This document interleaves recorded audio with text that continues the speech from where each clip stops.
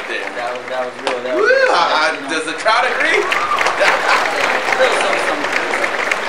I got my dear friend. We have a lot of guests here, but you know that's great. But this man is great with a capital G. Okay, he's a dear friend of mine, and I mean we're talking filmmaker, we're talking director extraordinaire, we're talking lyricist, talking rapper, we're talking talk show host. Ladies and gentlemen, we have Lewism in the building tonight. Hey everybody, hey everybody. And when you put it like that, I kind of do a lot of stuff, man. The way you put it, I would like to use that as my ringtone. Your obituary would just be a plethora of that you jumped right past my death. Right past the death. Right past my death. So check it out, man. We're gonna get right into it. Okay. A lot of women want to know, man. They just want to know this. You're tall. Kind of makes me uncomfortable asking this, but this is what the women want to know. How tall are you? 6 foot 6 inches. Oh, 6 feet 6 inches. Yeah, that's right. And you know what? I try to know how tall I am. Everybody, crowd, and I should make a T-shirt with my height on it because that's usually the only question I hear throughout the day, and not from people I know, but from people I don't know. I think being tall gives people a confidence that they could say whatever they want to you, as long as it's based on them wanting to know what your height is. So I see you you changed up the beard. You used to have a beard. Why? What inspired you to cut the beard off, bro? Man. Just it's springtime. It was hot. It was kind of heavy. It was not. I'm fucking with you. My mom didn't like it, so I want to make my mom happy, so I cut it off. And I only cut the beard off, but I left the mustache on, and my wife didn't like it. She called me Uncle Creepy. I cut the mustache off. So. No facial hair. No facial hair. Okay. So what exactly are you? What's and that's how it's asked too. In America, that's how you're asked. What are you? I'm an Earthling. Welcome to my planet. I've had girls out like, and you're. But no, I am born in the green planet, also known as the third rock from the sun. I was born in Hawaii. My family's from Samoa, so I'm Samoan. They're actually from American Samoa. That's an American protected. It's like Guam, but Samoa. So I'm American Samoan American. Yeah. Everybody. So what country besides the United States would you love to live in? Canada. Canada. That's right. Okay. I guess we got a few Canadians. Canadians are always loud when you say Canada, but when I say Western Canada, oh, you hear those guys in Montreal? Got fucking French people. My Canadians out. Okay, we got a few Canadians out. But Canada's got a lot of they all get loud. They all get loud whenever you bring up Canada. Too is a good Canada. But there's a lot of places to get lost in Canada. So you might know where I'm at, but good luck finding it. So when you were a kid, what was your favorite board game? Monopoly. Monopoly. I was always good with math. I was always good with shit talking. So shit talking was a very large part of the gaming process, and so Monopoly was very good for us kids. But we played a lot of poker, a lot of blackjack, so a lot of card games. But if it was a board game, it would be Monopoly. Okay, so check this out. So random question, because we like to do the randoms. Random. We send Lewism to the moon. You can only bring 5 rap albums. What are the 5 artists that you're listening to? Easy. It's like I've been asked this question before. Check this out. First album, De La Soul is Dead. Boom. Second album, Bizarre Ride by Forsyth. Third album, Return of the Boom Bap, KRS-One. Fourth album, Slum Village. All right, their debut. Fifth album, Next Movement. Further Music, including me, including all of my friends. And those would be the ones, man. The moon would be fucked up, you know what I'm saying? So, you run into a lot of people.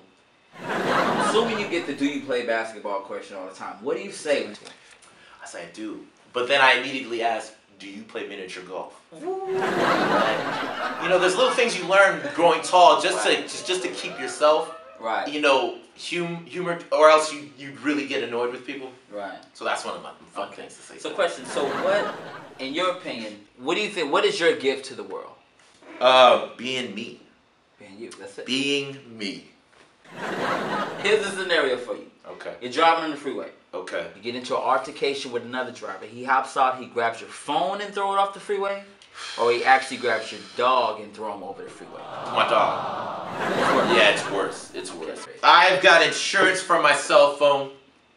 I do not have a way to recreate my dog.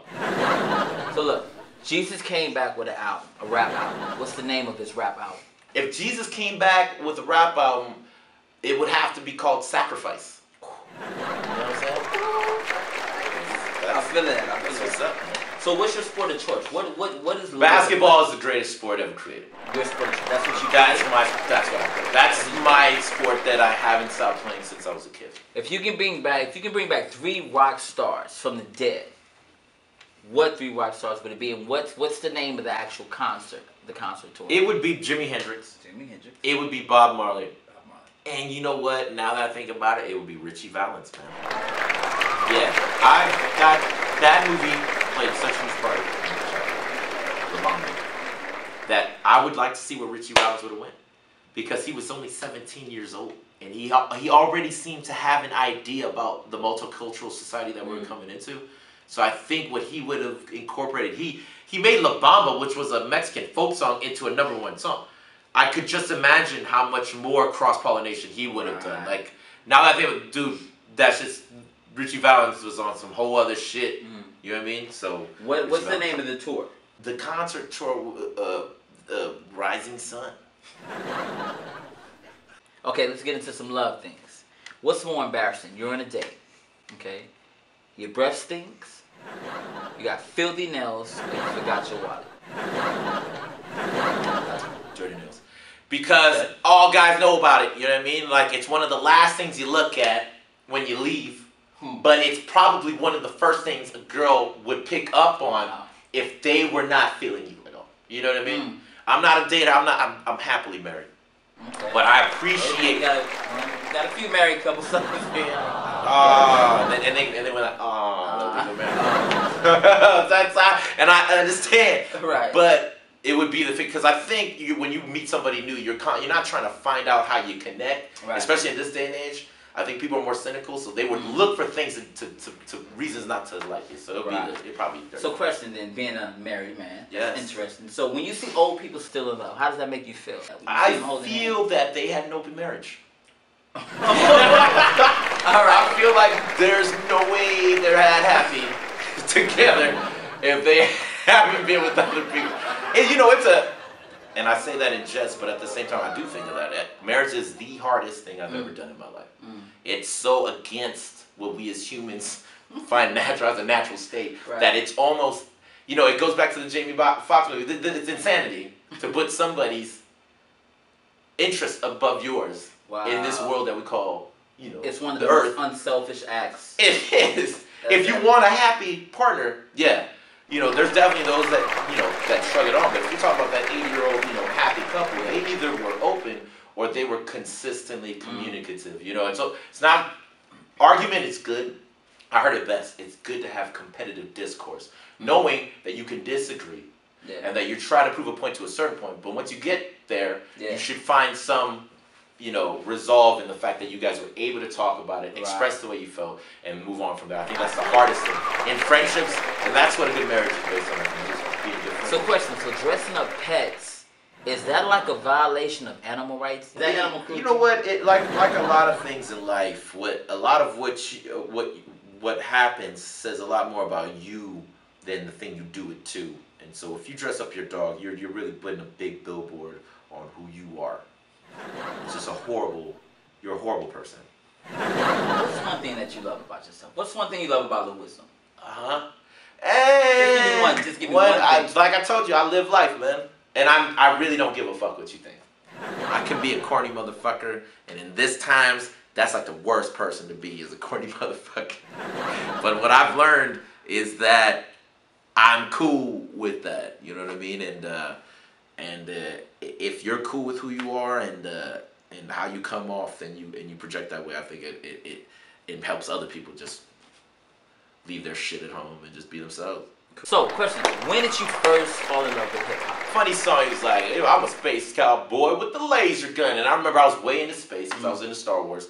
But I heard that song at a friend's party. Right. And I remember I knew a couple of moves from just watching some videos that I saw. Like, you know, back in the day, there was VHS tapes of the New York City Breakers, you know what I mean? That were passing around. I grew up in Washington State. Right. So they were just like little tapes that would get passed around by me. And I knew a couple of moves. And I did a little dance, did a little break dance to it when it was still, you know, it was like 1980. And we were in Washington State, you know what I mean? So everybody was kind of passing around these videotapes of this shit that they heard of in New York City. It was just like this shit, like this crazy shit. So it's videotapes. And one of the videotapes had New York City Breakers versus Rocksteady Crew, and it had Crazy Legs. And Crazy Legs did this one crazy move where he'd flip his legs around and he'd go in a circle and do this big move, you know what I mean? And I mimicked it as good as I could. It still was horrible, but it was so different than anything anybody at that party had seen that a person came up to me who ended up being one of my best friends as a child and was like, yo, man, I want to learn that. And I was like, yo, we can steal this videotape from my brother. Let you go. List this in order of most important to least important, okay?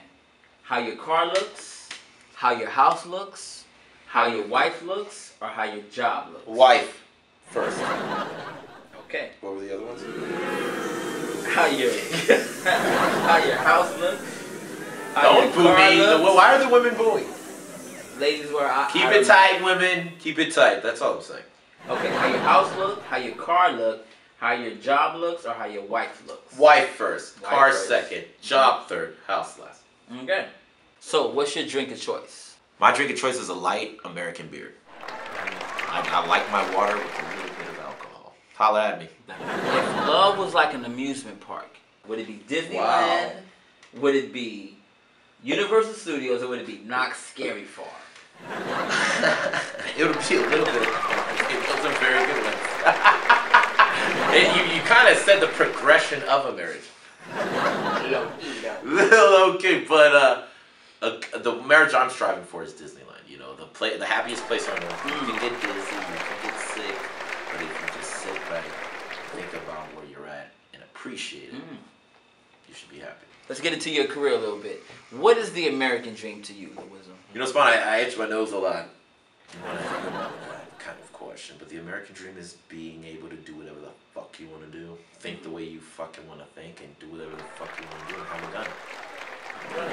If a millionaire investor wanted to invest in USA, wow, they're actually shit what USA. USA, USA, USA.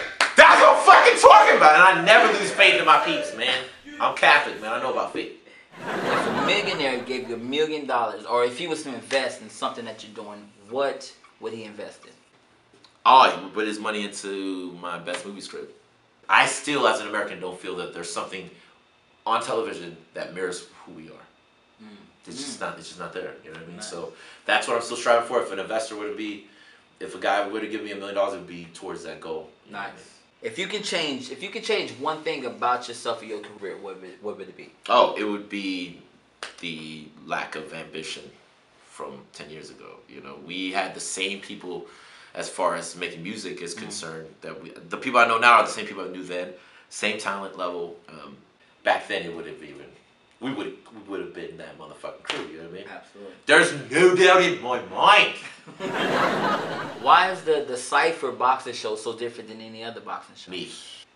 That's what makes it different. And, you know, whenever you talk about any kind of talk show, anything about any show, you look at the host. You look at the host, and so I think the reason why I'm into it is because I just didn't hear people talking enthusiastically about boxing. So who is your favorite boxer from the past, and who's your favorite boxer from the present? Favorite boxer back in the day, Thomas Hitman Hearns from Detroit. Okay, we have to Hitman. Yeah, Detroit. He trained out of Crown Gym. He was trained by Emmanuel Stewart. That's one of my favorite trainers too. He was long-limbed, hit very hard, and he had a lot of perseverance and just knew how to fight. He was part of the Big Four: Duran, Sugar Ray Leonard, him, and Hagler. So Hearns was my favorite out of all those guys. Well, Duran was my favorite, but that's person-wise too. But as far as just boxing, it was Thomas Hitman Hearns. Okay. So what about the president? The president would be Paul Williams. Was my favorite. He's sadly not in boxing anymore. He got into a motorcycle accident, but he was a tall. I like the tall guys. I like the tall, wiry guys. I was tall and wiry for a long time in my life, and that's one segment of the population everybody should try to avoid when it comes to fights. Just don't fuck with the long, wiry guy. You have absolutely no idea the pain that will come from somebody like that. So how do you feel about hip hop in the state right now? You know, hip hop is good. Hip hop is good to go. Hip hop is still there. You know, I feel it. I feel the heartbeat. It's alive and well. So what gives you more like thrill today? Is it making a film or making a great album? Album is always there, but film. It's all about the film. Okay. I'm moving to the grumpy old man film director role, and it's all about film. 10 years from now, where's your career? Like 10 years from now, what are you doing? Same thing, but more organized. More organized. I will be in Crooked Vision Studios, which will be a corner building, which will have Crooked Vision out in front, and it will have people working on multiple projects, be them from graffiti writing or documentaries or a voiceover to radio work to lighting to photography, but it'll all be under one roof, and it'll be an amalgam. Nice. It'll be people that I've met and that we've had like interests. Spawn will be there. Right. We'll all have a workshop that basically pushes forward what we believe as far as art form is concerned, but also something that the community could come to as a center. Right. So that's what I see. So let the people know what projects you got coming up. Let them know about the talk show and how they can actually support you and check Lewism out. Definitely take yourself over to the internet. In the address bar, I need you to put crookedvision.com, spelled exactly how it sounds. And that's where you will find my photography passion, my filmmaking passion, and my music. Delta9mcs.com is also another spot, and you'll find me on the net. Maybe not under Lewism. Lewism's the guy, but Crooked Vision's the movement. And it's in full affiliation with Spur of the Moment, Delta9mcs, and you're just gonna have to connect the dots. If you know people I know that I respect and that I love, then you'll be able to find your way over to me. Cool. Ladies and gentlemen, give it up for Lewism. Hey, thank you very much for having me over. Thank you everybody for listening. I never thought I would be the kind of person that had done enough in his life to garner an interview, but I'm glad you squeezed out what information you could. Alright, y'all, that's about it. Lawrence P Show. We got right into it. You know how we do. I want to thank everybody for coming out, and we up out of here. Alright, till I see y'all next year. Shit, tomorrow. We gone.